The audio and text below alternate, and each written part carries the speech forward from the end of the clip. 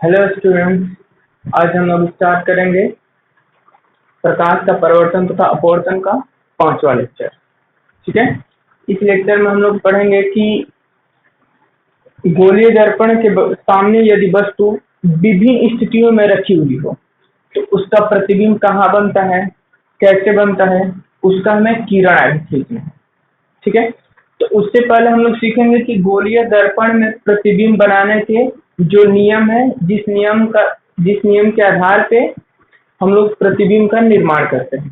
ठीक है। तो इसमें पहला पहला नियम यह है कि जब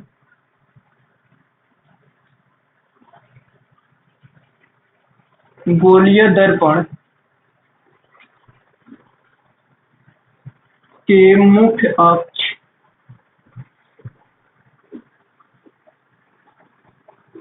के समांतर किरण आपतित हो तो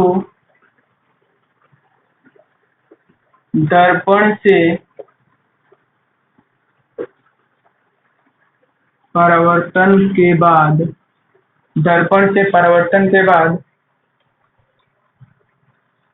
फोकस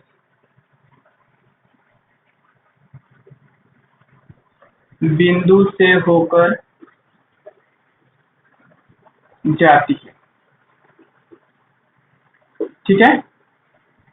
ये पहला नियम है कि जब गोलीय दर्पण के मुख्य अक्ष के समांतर किरण आपतित हो तो दर्पण से परावर्तन के बाद फोकस बिंदु से होकर जाती है। ऐसे समझते हैं। देखिए, जैसे मान लीजिए मेरे पास एक गोलीय दर्पण है ये। ठीक है। ये एक अवतल दर्पण है, एक तरफ से पेंट हो गया और ये वाला सतह क्या है, इसका परावर्तक सतह है। ठीक है। और अंदर की ओर ढका हुआ है, इसलिए ये कौन सा दर्पण है, अवतल दर्पण। ये हो गया इसका मुख्य अक्ष। यहाँ पर इसका ध्रुव P होता है, यहाँ पे इसका फोकस बिंदु F और यहाँ पे वक्रता केंद्र C। ठीक है। यदि किरण जो है, कोई भी किरण यदि मुख्य अक्ष के समांतर, मतलब कि इस मुख्य अक्ष के समांतर कोई भी किरण आएगी तो दर्पण से परावर्तन के बाद वो हमेशा फोकस से होकर गुजरेगी, यहाँ से। ये इसका पहला नियम है। अगर मान लीजिए कि इधर से कोई किरण आ रही है, यहाँ से ऐसे, तो ये भी दर्पण से परावर्तन के बाद कहाँ से होकर जाएगी, फोकस से होकर जाएगी। ठीक है। उसी तरह मान लीजिए कि अगर उत्तल दर्पण हो,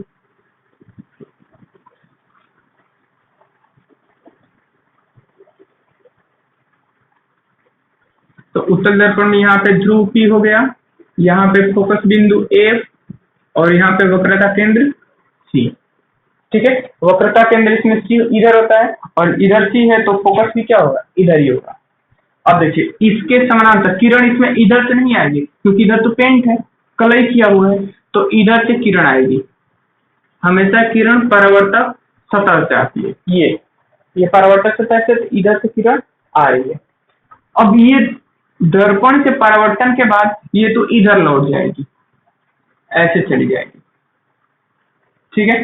तो ये वापस मतलब उसी माध्यम में लौट गई, लेकिन ये बाहर की ओर चली गई। तो अब क्या होगा, इसको हम जो परावर्तित किरण है इसको हम डॉट डॉट से आगे बढ़ाते हैं, ऐसे। तो ये जो डॉट डॉट मतलब ये जो काल्पनिक रेखा है, ये कहाँ से जाएगी, फोकस बिंदु से होकर जाएगी। यानी कहने का अर्थ है कि अवतल दर्पण में मुख्य अक्ष के समांतर जो किरण आती है, दर्पण से परावर्तन के बाद वास्तव में फोकस बिंदु पर मिलती है, और उत्तल दर्पण जब किरण मुख्य अक्ष के समांतर आती है तो फोकस से जाती हुई प्रतीत होती है। ठीक है। ये था हमारा पहला नियम गोलीय दर्पण के प्रतिबिंब बनाने के लिए। अच्छा, एक चीज और, इसमें एक बात ध्यान रखना हमेशा कि अगर गोलीय दर्पण में हमें अभिलंब खींचना हो, अभिलंब तो जरूरत पड़ता है ना, क्योंकि परावर्तन के नियम में हम लोग पढ़े थे कि आपतित किरण, परावर्तित किरण और अभिलंब तीनों एक ही तल में होते हैं। तो आपतन कोण बनाने के लिए तो अभिलंब जरूरी है। जैसे ये मान लीजिए कि ये एक समतल दर्पण है, यहाँ पे एक आपतित किरण आ रही है, तो आपतित किरण आ रही है तो यहाँ पे कोण कहाँ बनता है, यहाँ ऐसे बनता है, ये अभिलंब होता है। और आपतित किरण और अभिलंब के बीच का कोण आपतन कोण कहलाता है। और इधर परावर्तन कोण, आपतन कोण परावर्तन कोण के बराबर होता है। तो सबसे पहले तो आपतन कोण और परावर्तन कोण बनाने के लिए हमें अभिलंब की जरूरत पड़ेगी। तो ये बातें हमेशा याद रखना कि अभिलंब जो डालना होता है गोलीय दर्पण में, वो हमेशा वक्रता केंद्र से खींचा जाता है, ऐसे। ठीक है, ये जो अभिलंब खींचा जाएगा वो हमेशा कहां से जाएगा, वक्रता केंद्र से। ये किरण, ये जो जा रही है डॉट डॉट से रेखा, ये अभिलंब है। तो अब देखिए यहाँ पे आपतन कोण परावर्तन कोण कहां बन रहा है, ये आपतित किरण है, ये अभिलंब है। तो यहाँ पे आपतन कोण आई और ये परावर्तित किरण है और ये अभिलंब है। तो परावर्तित किरण और अभिलंब के बीच का कोण आर। इसी तरह इसमें भी देखिए, यहाँ पे वक्रता केंद्र है और यहाँ पर किरण आपतित हो रही है, तो यहाँ से हम अभिलंब खींचेंगे। यहाँ पे ये अभिलंब है, तो आपतित किरण ये है और ये अभिलंब है। तो यहाँ पे आपतन कोण आई और ये क्या है, ये परावर्तित किरण है, ये परावर्तित किरण और ये अभिलंब। तो इसके बीच का कोण आर, आपतन कोण आई और परावर्तन कोण आर। ठीक है, तो इससे कंफ्यूज नहीं होना है, बस इसको याद रखना है कि आपतित किरण अगर हम कहीं भी गोलीय दर्पण में अभिलंब खींचेंगे तो कहां से खींचेंगे, वक्रता केंद्र से खींचेंगे। ठीक है, ये हम अपना मतलब पहला रूल था प्रतिबिंब का किरण आरेख खींचने के लिए कि जब प्रकाश की किरण मुख्य अक्ष के समांतर आएगी तो वो फोकस से होके जाएगी। ठीक है, दूसरा देखते हैं।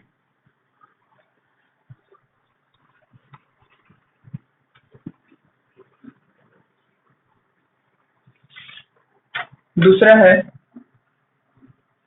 जब प्रकाश किरण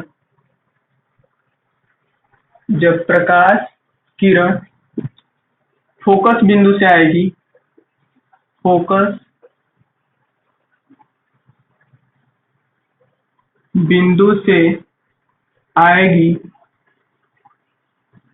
तो परावर्तन के बाद मुख्य अक्ष के समांतर हो जाएगी।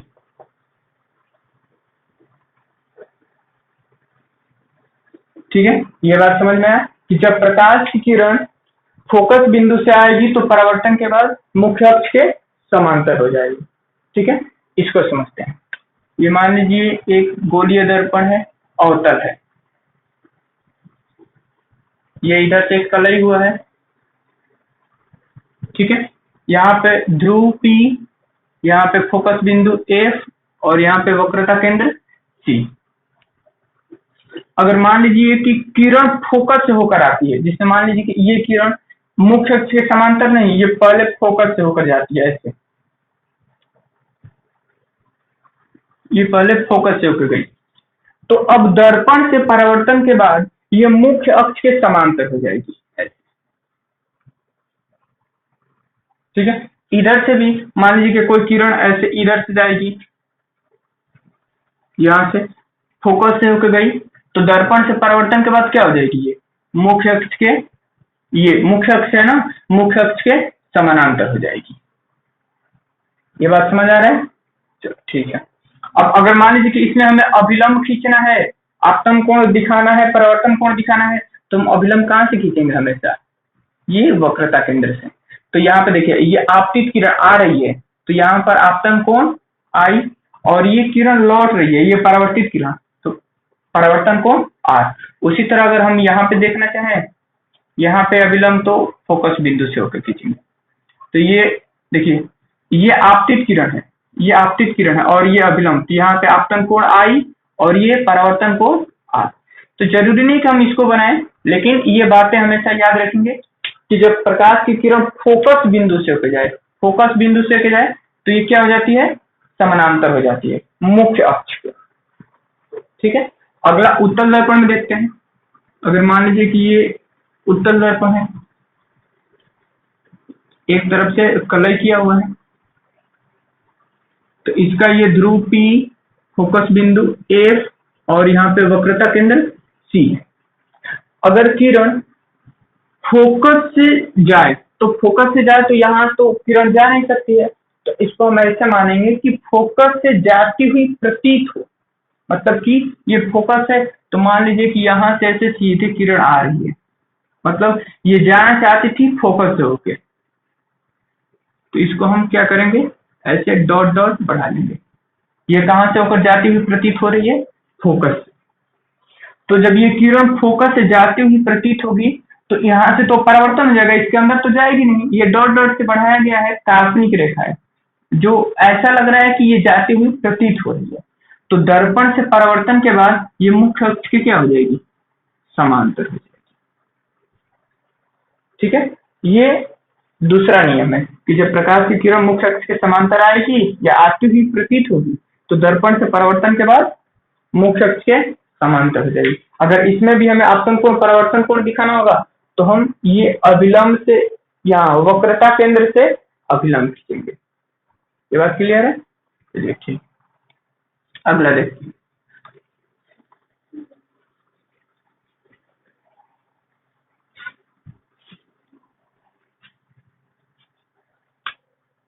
अगला तीसरा रूल देखते हैं।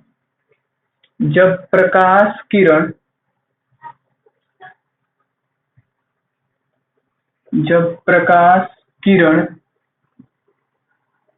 वक्रता केंद्र से जाए, वक्रता केंद्र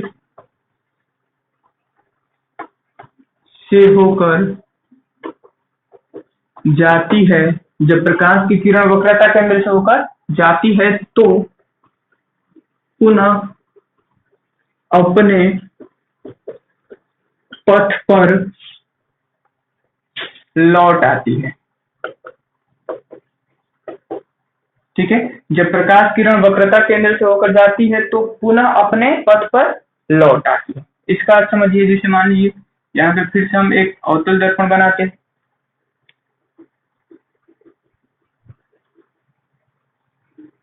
ये इसका ध्रुव, फोकस बिंदु F और यहाँ पे है वक्रता केंद्र C। ठीक है, अगर कोई भी किरण वक्रता केंद्र से होकर जाएगी तो वो पुनः उसी पथ पे, मतलब अपने पहले वाले पथ पे लौट आएगी। जैसे ये देखिए वक्रता, यहाँ से एक किरण जिससे मान लीजिए कि यहाँ पर गई, तो ये किरण गई तो टकराने के बाद ये पुनः वापस अपने दिशा में ही लौट आएगी। ठीक है, ऐसा क्यों होता है? देखिए, ऐसा इसलिए होता है क्योंकि हम अभिलंब कहाँ से खींचते हैं, अभिलंब हमेशा वक्रता केंद्र से खींचते हैं। तो जब अभिलंब वक्रता केंद्र से खींचते हैं, इसका मतलब कि ये जो किरण है, ये किरण जा रही है दर्पण पर 90 डिग्री के कोण पे आपतित हो रही है, दर्पण पर 90 डिग्री के कोण पे आपतित हो रही है। और हम लोग पढ़े हैं कि जब भी कोई किरण 90 डिग्री के कोण पर आपतित होगी तो पुनः वापस उसी माध्यम में लौट आएगी, मतलब अपने पुराने वाले पथ पे, पिछले वाले पथ पर ही लौट आएगी। ये हम लोग पढ़े थे समतल दर्पण में कि जब किरण अभिलंब से होकर, मतलब कि 90 डिग्री पे आएगी तो पुनः अपने पथ पर वापस लौट जाती है। तो जब किरण वक्रता केंद्र से जाएगी तो पुनः वापस अपने पथ पे लौट आएगी। इधर भी मान लीजिए कि यहाँ ऐसे किरण गई तो पुनः उधर से टकरा करके फिर से अपने पुराने पथ पे लौट आएगी। ठीक है, उत्तल दर्पण देख लेते हैं।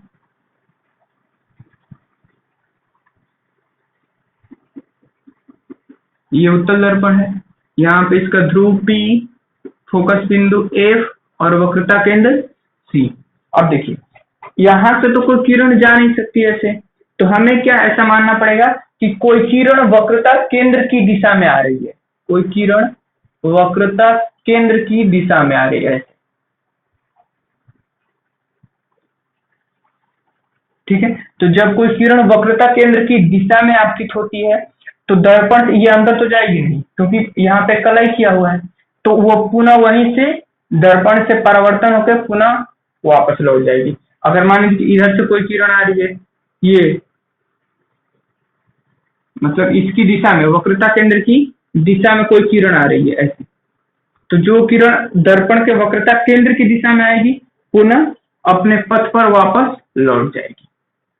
ठीक है, तो ये था तीसरा नियम, किसी वस्तु के प्रतिबिंब का किरण आरेख खींचने के लिए। अब हम लोग अवतल दर्पण में मुख्य अक्ष पर विभिन्न स्थितियों में रखे हुए वस्तु का प्रतिबिंब का किरण आरेख खींचेंगे। ठीक है, तो पहले स्टार्ट करते हैं। पहले हम लोग अवतल दर्पण के लिए किरण आरेख खींचेंगे और प्रतिबिंब की प्रकृति बताएंगे कि प्रतिबिंब वस्तु मतलब वस्तु कहाँ पर है तो उसका प्रतिबिंब कब और कैसे बनता है, कहाँ पर बनता है, बड़ा बनता है या छोटा बनता है, काल्पनिक या सीधा बनता है, ये हम लोग सब समझेंगे। तो पहला हम लोग अवतल दर्पण में सीखेंगे। अवतल दर्पण में प्रतिबिंब का किरण आरेख। तो पहला है जब वस्तु अनंत पर हो। जब वस्तु अनंत पर हो मतलब कहने का अर्थ है कि अवतल दर्पण में जब वस्तु अनंत पर हो तब उसका प्रतिबिंब कहाँ बनेगा। तो यहाँ पे बनाते हैं एक अवतल दर्पण।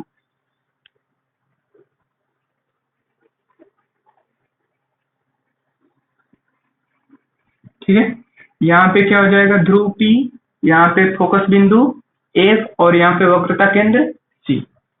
तो जब वस्तु अनंत पर हो तो एक चीज याद रखना कि जब वस्तु अनंत पर हो, इधर अनंत बहुत दूर इधर अनंत है, तो जब वस्तु अनंत पर हो तो वहां से जो प्रकाश की किरण आती है वो मुख्य अक्ष के समांतर आती है।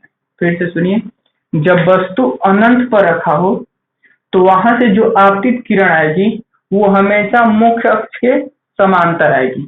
तो मान लेते हैं कि यहाँ से दो किरण मुख्य अक्ष के समांतर आ रही है, दो किरण मुख्य अक्ष के समांतर आ रही है, तो ये दोनों दर्पण से परावर्तन के बाद कहां से होके जाएगी। हम लोग रूल पढ़े हैं नियम कि जब प्रकाश की किरण मुख्य अक्ष के समांतर आएगी तो हमेशा फोकस से होकर जाएगी। तो इसका प्रतिबिंब कहाँ बन रहा है, फोकस पे। यहाँ पे दोनों रेखाएं कट रही है मतलब कि परावर्तन के बाद जहां दो रेखाएं कटती है वहीं पर प्रतिबिंब बनेगा। फिर से सुनिए, जब आपतित किरण परावर्तन के बाद जहां पर दो रेखाएं मतलब दो रेखाएं एक दूसरे को कट करेगी वहीं पर प्रतिबिंब बनेगा। कि दो आपतित किरण है, दर्पण से परावर्तन के बाद फोकस पे कट कर रही है, फोकस पर मिलती है, तो यहीं पर क्या होगा, इसका प्रतिबिंब बनेगा। तो जब वस्तु अनंत पर हो तो प्रतिबिंब कैसा बनेगा देखते हैं। प्रतिबिंब देखिए, प्रतिबिंब पहला कंडीशन है वस्तु से बहुत छोटा, बहुत छोटा। जब वस्तु अनंत पर हो तो प्रतिबिंब वस्तु से बहुत छोटा, उल्टा, यहाँ पर जो प्रतिबिंब बनता है उल्टा बनेगा। ठीक है, वास्तविक बनेगा, वास्तविक। अच्छा, ये वास्तविक कैसे पता चला, कब वास्तविक बनेगा कब काल्पनिक बनेगा। तो वास्तविक पता चलता है जब दोनों किरण डॉट डॉट से नहीं सीधी रेखा से मिले। मतलब कहने का अर्थ है कि ये ऐसे जब दो रेखाएं डॉट डॉट से कटेगी तो यहाँ पर प्रतिबिंब काल्पनिक बनेगा। जब दोनों रेखाएं सीधा कटेगी जैसे परावर्तन के बाद तो वहां पर प्रतिबिंब वास्तविक बनेगा। ठीक है, तो यहाँ पे दोनों रेखाएं सीधा कट कर रही है तो यहाँ प्रतिबिंब कैसे बनेगा, वास्तविक बनेगा। वस्तु से बहुत छोटा, उल्टा, वास्तविक और फोकस पर और फोकस पे। ठीक है, तो ये पहला कंडीशन था। दूसरा देखते हैं, जब वस्तु अनंत और वक्रता केंद्र के बीच स्थित हो। ठीक है, दूसरा कंडीशन है कि हम वस्तु को कहाँ रखेंगे, वक्रता केंद्र और इधर अनंत के बीच यहाँ पर कहीं स्थित रखेंगे। तो उसका किरण आरेख कैसा बनेगा और प्रतिबिंब कैसे बनेगा। ये मान लेते हैं एक अवतल दर्पण है।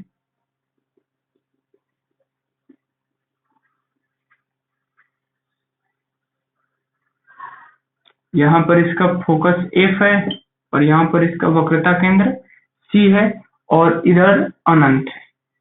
ठीक है, तो अब हम क्या करते हैं, वस्तु को, ये अनंत है इधर, इधर अनंत है, ये अनंत का चिन्ह है। तो मान लेते हैं कि एक वस्तु यहाँ पर स्थित है, एक वस्तु ए बी, वस्तु को नाम दे दिए ए बी, वस्तु ए बी यहाँ पर स्थित है, हमें इसका किरण आरेख खींचना है। तो सबसे पहला काम होता है कि यहाँ से जो इसका शीर्ष है, यहाँ से एक किरण हम गुजारेंगे समांतर, ठीक है। तो जो किरण मुख्य अक्ष के समांतर होगी वो कहां से होके जाएगी, फोकस बिंदु से। ये हम पढ़ चुके हैं नियम में कि जो किरण मुख्य अक्ष के समांतर आएगी वो परावर्तन के बाद फोकस से होके जाएगी। अब तो फोकस से चलिए, अब मेरे पास 2 पॉइंट है, यहाँ पे तो ध्रुव भी है। अब मेरे पास 2 पॉइंट है, एक तो किरण को हम वक्रता केंद्र से ले जा सकते हैं और दूसरा ध्रुव से। तो ये वक्रता केंद्र है, तो वक्रता केंद्र से किरण को ले जाते हैं। यहाँ से देखिए, ये किरण वक्रता केंद्र से ले जा रहे हैं। तो हम लोग एक और रूल पढ़े थे, तीसरा रूल यही पढ़े थे कि जब कोई किरण वक्रता केंद्र से होकर जाती है तो पुनः अपने पुराने, मतलब जिस पथ से जाती है उसी पथ पर वापस लौट आती है, ठीक है। तो ये किरण यहां से गई तो इसी पथ में वापस लौट आएगी। अब देखो, 2 परावर्तित किरण कहां पे मिल रही है, एक तो ये किरण ऐसे जो परावर्तित होकर आ रही है और दूसरा पुनः अपने पथ पे लौट रही है। तो यहाँ पर ये दोनों कट कर रही है, तो यहाँ पर इसका प्रतिबिंब बनेगा, यहाँ पर इसका प्रतिबिंब ऐसे उल्टा बनेगा, ठीक है। तो ए, ये पॉइंट ए है तो यहाँ पे हो जाएगा ए डैश, ये बी है तो यहाँ पे पॉइंट क्या हो जाएगा, बी डैश। यानी कि ए बी वस्तु है और ए डैश बी डैश इसका क्या है, प्रतिबिंब है। अब देखिए प्रतिबिंब कैसा बना है, प्रतिबिंब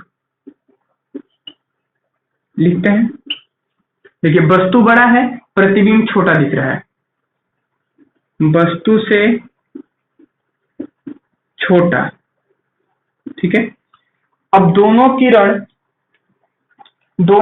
वास्तव में कट रही है, यहाँ पे डॉट डॉट देखा नहीं है, तो ये प्रतिबिंब कैसा होगा, वास्तविक होगा। और देखिए उल्टा भी है, वस्तु ऐसे सीधा खड़ा है तो प्रतिबिंब ऐसे दिख रहा है, उल्टा प्रतिबिंब वस्तु के सापेक्ष उल्टा होगा। और कहाँ पे बन रहा है, तो कहाँ पे बन रहा है, वक्रता केंद्र ये है और ये फोकस बिंदु है। तो वक्रता केंद्र और फोकस के बीच, ठीक है, ये हम याद रखेंगे। और इसका किरण कैसे खींचा गया है ये भी ध्यान रखेंगे। जब वस्तु वक्रता केंद्र, जब वस्तु अनंत, इधर अनंत है, अनंत और वक्रता के बीच स्थित हो, ठीक है, इधर अनंत है। जब वस्तु वक्रता केंद्र और अनंत के बीच हो तो उसका प्रतिबिंब वस्तु से छोटा, वास्तविक उल्टा, वक्रता और फोकस के बीच। इसे रटना नहीं है, ये डायग्राम देख के हम बता सकते हैं, ठीक है। तीसरा कंडीशन देखते हैं।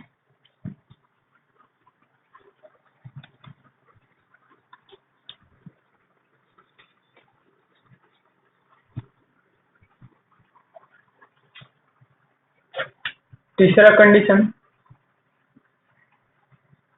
जब वस्तु वक्रता केंद्र पर हो, ठीक है। यानी देखिए कैसे हमने खींचा किरण, पहले वस्तु को, ये दर्पण था, ये इसका ध्रुव P, यहाँ पे फोकस बिंदु F, यहाँ पे वक्रता केंद्र C और यहाँ पे अनंत।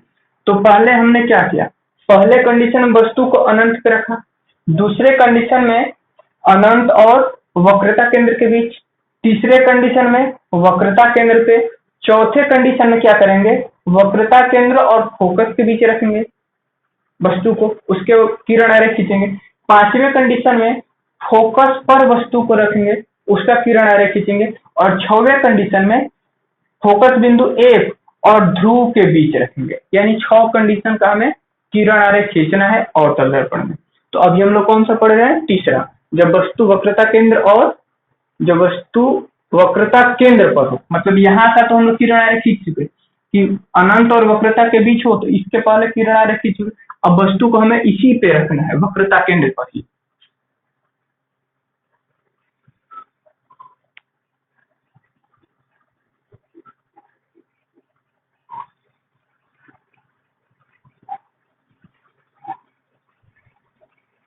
ये इसका हो गया फोकस बिंदु एफ, ये हो गया इसका वक्रता केंद्र सी, और ये हो गया ध्रुव पी। ठीक है, अब वस्तु को हम ये वक्रता केंद्र पे रखिए, इसको नाम दे दिए ए और बी।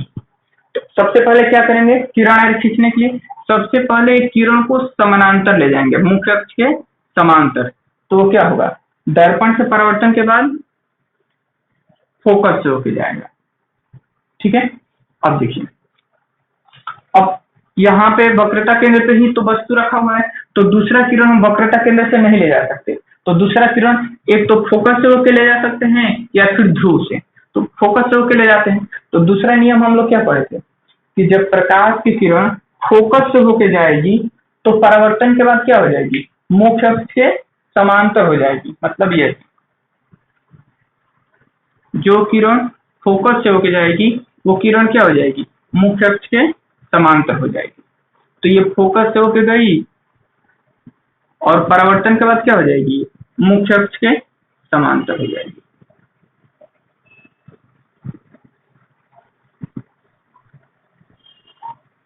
यहाँ पे इसका प्रतिबिंब बना, देखिए ये आपतित किरण हुई और परावर्तन के बाद यहाँ पर कट हुई। ठीक है, तो इसका प्रतिबिंब ए डैश और बी डैश, मतलब ठीक उसके नीचे इसका प्रतिबिंब बन गया। तो प्रतिबिंब के बारे में लिखते हैं, कैसा बना है प्रतिबिंब। जब वस्तु वक्रता केंद्र पर हो प्रतिबिंब कैसा बनेगा, वस्तु के बराबर। ठीक है, यानी कि प्रतिबिंब इस बार न बड़ा बना है न छोटा बना है, जितना बड़ा वस्तु है उतना बड़ा प्रतिबिंब है। इस कंडीशन को याद भी रखिएगा कि जब वस्तु वक्रता केंद्र पर हो तभी यह कंडीशन होता है कि प्रतिबिंब वस्तु के बराबर बनता है, और वस्तु वक्रता केंद्र पे है तो प्रतिबिंब भी वक्रता केंद्र पर ही बनता है। देखिए प्रतिबिंब भी कहाँ पे बना है, वक्रता केंद्र पर ही बना है। ठीक, ये हो गया वस्तु के बराबर, वास्तविक है, वास्तविक प्रतिबिंब वास्तविक है ना, दोनों सीधी रेखाएं मिल रही है, डॉट डॉट से नहीं मिल रही है। ठीक है, वस्तु से कहाँ पे बन रहा है, अच्छा एक चीज और, उल्टा बन रहा है। देखिए वस्तु ऊपर की ओर है तो प्रतिबिंब नीचे की ओर, कहाँ पे बन रहा है, तो वक्रता केंद्र पर। ठीक है, अच्छा एक चीज और सब में छूट है, और कहाँ किधर बन रहा है, तो दर्पण के सामने। ये दर्पण के सामने कहलाता है, ये दर्पण के पीछे कहलाता है। तो दर्पण के सामने। ठीक है, इससे पहले जो दो कंडीशन पढ़े थे उसमें भी प्रतिबिंब कहाँ बन रहा था, दर्पण के सामने। ठीक है, तो ये तीसरा कंडीशन हो गया। अब हम लोग चौथा कंडीशन पढ़ेंगे। देखिए अब वस्तु को हमने कहाँ रखा, वक्रता केंद्र पे। अब वस्तु को हम लोग वक्रता केंद्र और फोकस के बीच, मतलब यहाँ कहीं पे रखेंगे, यहाँ पे वस्तु को। जब वस्तु वक्रता केंद्र और फोकस के बीच हो। ठीक है, जब वस्तु वक्रता केंद्र और फोकस के बीच हो।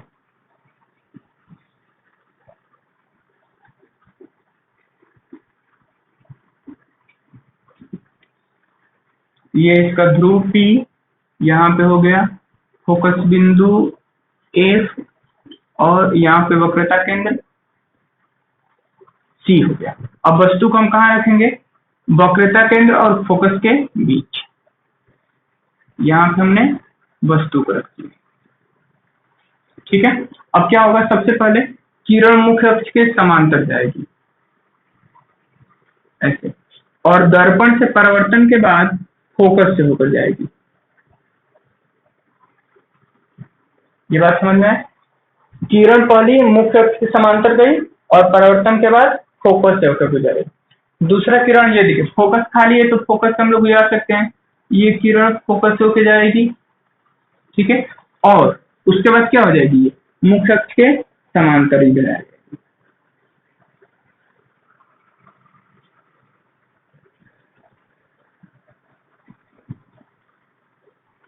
ये वक्रता केंद्र C था। अब देखिए प्रतिबिंब कहाँ बना है, यहाँ पे दो रेखाएं कट कर रही है, तो प्रतिबिंब यहाँ पर बना है। बात समझ आया? ये दूसरी किरण कहाँ से होकर गई? फोकस से गई और मुख्य अक्ष के समांतर हो गई। तो प्रतिबिंब लिखेंगे, प्रतिबिंब कैसा बना है? देखिए, वस्तु से बड़ा दिख भी रहा है, वस्तु छोटा है, ये ए बी और प्रतिबिंब ए डैश बी डैश, वस्तु से बड़ा और उल्टा है। देखो ये सीधा है, ये उल्टा, उल्टा, फिर उल्टा हो गया। और वास्तविक, वास्तविक क्यों? क्योंकि दोनों रेखाएं सीधी कट कर रही है, डॉट डॉट नहीं है। फिर वस्तु से बड़ा, उल्टा, वास्तविक, और कहाँ पे बन रहा है? तो देखिए ये वक्रता केंद्र क्या है? सी है, और इधर क्या है? अनंत है। तो अनंत और वक्रता केंद्र के बीच प्रतिबिंब कहाँ बन रहा है? अनंत और वक्रता केंद्र के बीच। ये वक्रता केंद्र इधर अनंत है और दर्पण के सामने। ठीक है, ये चौथा कंडीशन हो गया। पांचवा कंडीशन देखते हैं। अब वस्तु को कहाँ रखेंगे हम लोग? फोकस पे रखेंगे।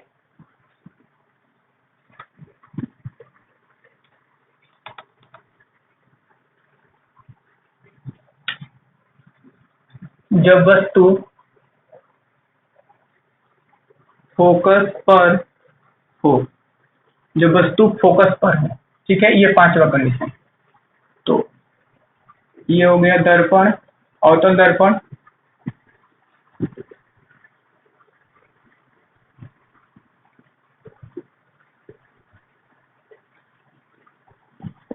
ठीक है, और ये हो गया इसका मुख्य अक्ष, ये ध्रुव P, यहाँ पे फोकस बिंदु F और यहाँ पे वक्रता केंद्र C। तो अब हमें क्या करना था? वस्तु को कहाँ रखना था? फोकस पे। ठीक है, तो यहाँ पे हम वस्तु को रखते हैं, ये वस्तु A और ये B। तो सबसे पहले क्या करेंगे? सबसे पहले एक मुख्य अक्ष की समांतर किरण जाएगी और दर्पण से परावर्तन के बाद कहाँ से होके जाएगी? ये फोकस से होके जाएगी।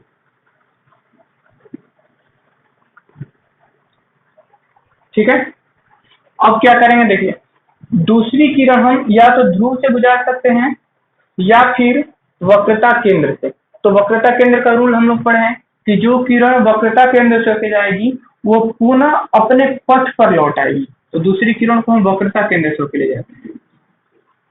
ये देखिए, ये किरण गई और पुनः अपने पथ पर वापस लौट आएगी। अब देखिए यहाँ पे ये दोनों किरणें कहीं कट नहीं करेगी, ये दोनों किरणें ऐसे जा रही है, ये अनंत तक चली जाएगी, कहीं पे कट नहीं करेगी। ये बात समझ पा रहे हो? तो प्रतिबिंब क्या होगा यहाँ पे? यहाँ प्रतिबिंब बनेगा ही नहीं, अनंत पर प्रतिबिंब बनेगा। तो प्रतिबिंब कहाँ बनेगा? पहला अनंत पर। ठीक है, अच्छा, ये किरण अब नीचे की ओर चली गई है, तो कैसा बनेगा? वस्तु से उल्टा। ठीक है, वस्तु से उल्टा, और क्या होगा? वस्तु से उल्टा होगा और वस्तु से बहुत बड़ा होगा। वस्तु से बहुत बड़ा मतलब ये प्रतिबिंब अनंत पर चली जाएगी, तो कैसा बनेगा? वस्तु से बहुत बड़ा। ठीक है, वास्तविक भी होगा, वास्तविक, क्योंकि दोनों सीधी रेखाएं से अनंत पे जा रही है, तो प्रतिबिंब कैसा बनेगा? वास्तविक। और दर्पण के सामने, क्योंकि ये किरण परावर्तन के बाद दर्पण के सामने ही है, पीछे की ओर नहीं गई है, पीछे की ओर भी कहीं कट नहीं करेगी, तो प्रतिबिंब दर्पण के सामने ही बनेगा। अब एक और लास्ट कंडीशन बचा है।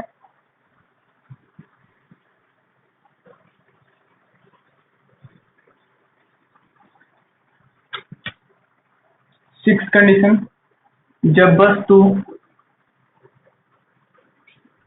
फोकस और ध्रुव के बीच हो। जब वस्तु कहाँ पे हो? फोकस और ध्रुव के बीच। ठीक है, तो देखते हैं।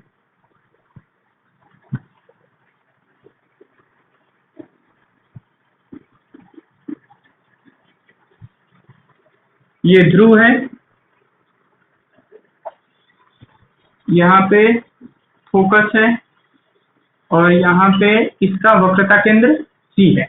अब हमें वस्तु को कहाँ रखना है? फोकस और ध्रुव के बीच। तो मान लेते हैं कि यहाँ पे हमने एक वस्तु को रख दिया, ये वस्तु ए और ये बी है, ठीक है। तो सबसे पहले कौन सा काम करेंगे कि जो किरण मुख्य अक्ष के समांतर जाएगी ऐसे, वो कहाँ पर जाती हुई प्रतीत होगी? टकराने के बाद ऐसे फोकस से, ठीक है। ये किरण हम लोग खींच भी सकते हैं या दूसरे तरह से भी इसमें खींच सकते हैं कि ये ध्रुव से जाएगी और पुनः वापस लौट आएगी। पहले इसकी देख लेते हैं हम लोग। ये जो किरण है ये वक्रता केंद्र है, वक्रता केंद्र से एक किरण ले जाते हैं,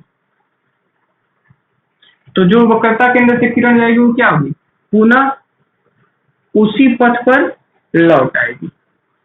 ये पहला किरण हमने मुख्य अक्ष के समांतर ले गया तो वो कहां से होकर जाती हुई प्रतीत होगी? फोकस से। दूसरा कंडीशन, वक्रता केंद्र से गई तो वक्रता केंद्र के जिस रास्ते में जाएगी पुनः उसी रास्ते पे लौट आएगी। अब क्या करते हैं, देखिए ये दोनों किरण परावर्तन के बाद ऐसे इसके बीच बढ़ती जा रही, तो ये इधर कहीं नहीं कट करेगी। ये अगर हम पीछे इसको बढ़ाए तो इधर कट कर सकती है, ठीक है। तो इसको हम पीछे की ओर डॉट डॉट से बढ़ाते हैं क्योंकि ये किरण इधर जाती हुई प्रतीत होगी। इसको भी हम बढ़ाते हैं ये डॉट डॉट से, ठीक है। तो अब दोनों किरण यहां पर कट करेगी तो यहां पर इसका प्रतिबिंब बनेगा। ये हो गया ए डैश और ये बी डैश, मतलब ये दोनों किरणें ये इधर नहीं कट करेगी, ये अनंत पर चली जाएगी और ऐसे फैलती हुई जा रही, तो कभी कट ही नहीं करेगी। तो हम क्या करते हैं, इसको पीछे की ओर बढ़ाते हैं और यहाँ पर ये दोनों कट करेगी। तो प्रतिबिंब कैसे बनेगा इसका? प्रतिबिंब देखिए सीधा है, वस्तु सीधा है, प्रतिबिंब भी सीधा सीधा, ठीक है। अब देखिए यहाँ पर रेखाएं डॉट डॉट से मिली हुई है, तो प्रतिबिंब काल्पनिक या इसी को आभासी भी बोलते हैं, काल्पनिक या आभासी, ठीक है। और तीसरा कंडीशन देखिए, वस्तु छोटा है, प्रतिबिंब बड़ा है, वस्तु से बड़ा और दर्पण के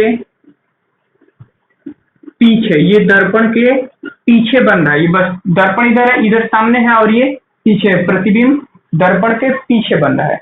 और क्या सूत्र है? सीधा, काल्पनिक, वस्तु से बड़ा और दर्पण के पीछे, ठीक है। तो ये हो गया हम लोगों का दर्पण द्वारा प्रतिबिंब कैसे बनता है, मतलब अवतल दर्पण द्वारा। एक कंडीशन होता है उत्तल दर्पण में प्रतिबिंब का बनना, सिर्फ एक ही कंडीशन होता है, तो उसको भी देख लेते हैं।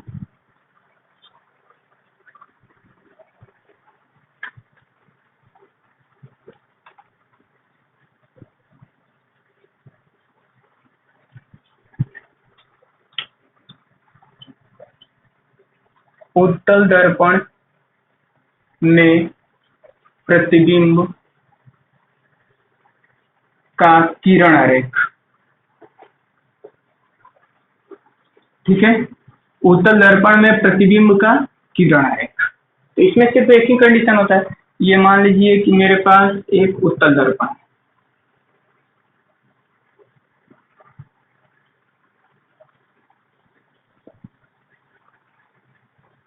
ये इसका ध्रुव P है,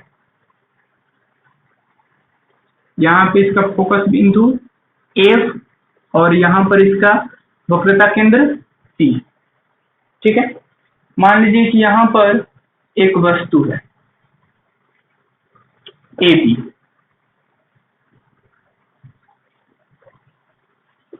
तो अब क्या करेंगे, सबसे पहले एक किरण यहाँ से गुजरेगी मुख्य अक्ष के समांतर, ठीक है। तो जब किरण मुख्य अक्ष के समांतर आएगी तो वो दर्पण से परावर्तन के बाद कहां से जाती हुई प्रतीत होगी? फोकस से। तो इसको ऐसे डॉट डॉट से बढ़ाना, मतलब कि यहां से ऐसे टकरा के इधर चली जाएगी, ये फोकस से होकर जाती हुई प्रतीत होगी, ठीक है। अब दूसरा किरण ये वक्रता केंद्र के सीध में खींचेंगे कि जो किरण हमें ऐसा लगे कि दूसरी किरण वक्रता केंद्र से होकर जा रही है, तो वक्रता केंद्र के सीध में से खींचते हैं। ऐसे किरण जाएगी तो ये डॉट डॉट ऐसे, ये वक्रता केंद्र से। तो जो किरण वक्रता केंद्र के सीध में जाती है वो पुनः वापस उसी डायरेक्शन में लौट आती है। जो किरण वक्रता केंद्र की ओर जाएगी पुनः उसी डायरेक्शन में लौट आएगी। ठीक है, तो अब दोनों किरणें कहाँ कट कर रही है, यहाँ पे। तो यहाँ पे क्या होगा, इसका प्रतिबिंब बनेगा ए डैश और बी डैश। अब यहाँ प्रतिबिंब डॉट डॉट से मिल रहा है तो कैसा बनेगा, काल्पनिक प्रतिबिंब, काल्पनिक होगा। देखिए, और वस्तु बड़ा है प्रतिबिंब छोटा है, वस्तु से छोटा, और देखिए सीधा है, ये वस्तु भी सीधा है और प्रतिबिंब भी क्या है, सीधा है। ठीक है, दर्पण के कहाँ पे बन रहा है प्रतिबिंब, दर्पण के पीछे। काल्पनिक, वस्तु से छोटा, सीधा और दर्पण के पीछे। ठीक है, तो ये हम लोग पढ़ चुके हैं किरण आरेख कैसे खींचते हैं, उत्तल दर्पण का और अवतल दर्पण का। अगले लेक्चर में हम लोग उत्तल दर्पण और अवतल दर्पण में ये सिद्ध करेंगे, F बराबर R/2, यानी कि फोकस दूरी वक्रता त्रिज्या की आधी होती है।